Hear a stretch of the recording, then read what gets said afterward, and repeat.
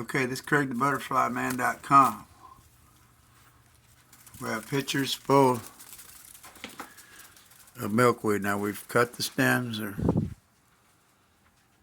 a little over maybe 18 inches long. We put them in milk cartons and we've jammed them in there tight enough so that no caterpillars, once they come out, can get by. Here we have a female that's laying eggs all over these plants. CraigTheButterflyMan.com. I've got a couple other in here. Here's another one. They will lay at least 100 eggs on this. And I have another picture here.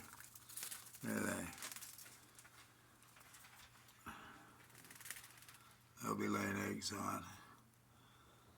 Matter of fact, they've laid a few down below. You can see a couple right there, but most pretty much concentrated on this plant. You can see the way she lays. She's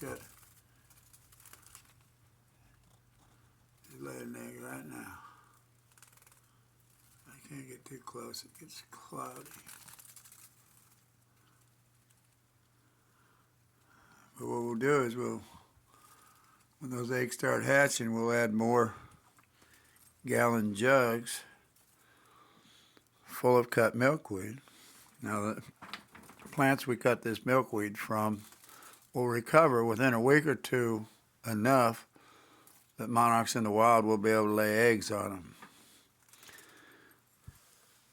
And then as they grow, they'll eat the eggs. But as you can see, we have this is a 2 foot by 2 foot by 3 foot netted pop-up. You just Google butterfly habitat cage hatchery.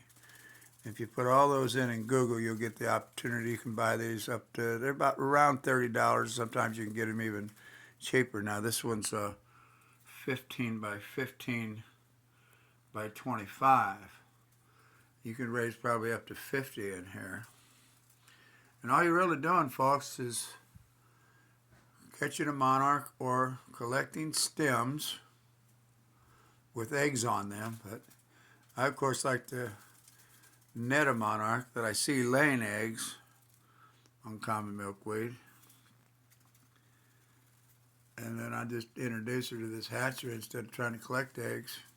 I can raise, like in this upper 2 foot by 2 foot by 3 foot hatchery, I can raise up to 100 at a time, and they'll all just crawl up here on the top once they've eaten enough milkweed. Now you want to keep some paper towels here on the bottom and change out those paper towels on a regular basis. And as you can see, I have it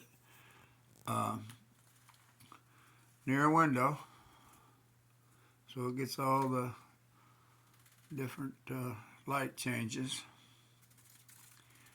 That's the way you do it, folks. They pretty much do it for themselves. You just put the milkweed in here like it would be naturally, except that you've cut the stems, and you want to make sure you stick them in the gallon milkweed jugs immediately after you cut them so that they don't heal up and they stay fresh like this. This milkweed's been in here 3 or 4 days already, and as you can see, the leaves are perfectly fine. And it's kind of early for a milkweed around here. This milkweed will be by the 1st of June. This is like the 18th or 19th of May right now. By the 1st of June, this milkweed will be 2 feet high all over the Midwest and Northeast. This is CraigTheButterflyMan.com. Check out our website. It explains how to do this on the Raise Monarchs drop-down. We have a organization of now over 350,000 members in North America that are practicing monarch conservation on some level, including raising up to 100 monarchs. And we like to see people get started raising them in June so the next couple generations develop in the wild. So come September, the migrating to Mexico butterflies, that migration butterfly will have developed in the wild, so it will have all the traits it needs to travel the same distance as any other monarchs whose generations haven't been intervened.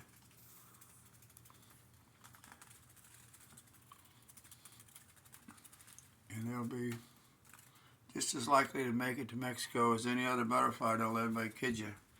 And of course, this keeps the monarchs. You want to make sure, now you can check your monarch. You want to go butterfly lady, what is OE? You want to Google that, and you can check your female before you put her in here, but usually in June, the migration doesn't have hardly any OE in it, just like a 1 in 30 chance that your female would have the parasite OE on it, but you can check it just to be sure if you like. And then once these butterflies all come out, you should check. You could have 100 flying around in here, and check maybe 6 or 7 after, up to 24 hours. You want to wait almost 24 hours till they dry real well. And check, 5 or 10 of them for OE, and if none of those have OE, none of the rest of them are going to have OE. You want to be sure if you're going to use this 2x2x3 pop-up, or if you get the little one, I suggest getting the big one to start with because you're going to need it. It gives your monarchs more room. But you need to immediately disinfect this pop-up here with a completely submerge it. It'll collapse, and this is the reason you want to buy one. You want to buy them with green trim like this, and Rest Cloud has them. Walmart sometimes has them, but just Google that like I shared with you. See, she's laying another egg there. You can see. Where is she? Bless her heart. Oh, she's sideways. No wonder you can't hardly see. She's still laying eggs on there. 4 parts water, 1 part bleach, completely submerged for 24 hours, and then take it out, rinse it real well, open it up and let it dry, and that'll make sure that if you're going to raise some more monarchs, you'll have a clean hatchery. You'll want to replace your milk cartons. You want to use different milk cartons. If you don't, it's hard to bleach those, but you could rinse them out and soak them real good. But it's best just to use new milk cartons. You can go to the grocery store and buy gallons of water for $1.25 and be sure you don't have any type of a disease. But if you don't put anything in here, if the monarch doesn't have any OE or disease, the hatchery's been disinfected, and the milkweed's been rinsed, and of course trimmed immediately so it stays fresh, you're going to have clean butterflies every time, folks. You're not going to have any. I've been doing this way for 18 years, and you never have infected monarch butterflies when you do it this way.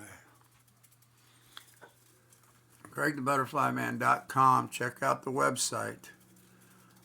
Raise Monarch drop down, and also the Leaders Program. We're spreading that Leaders Program all over the country now. So, thank you very much.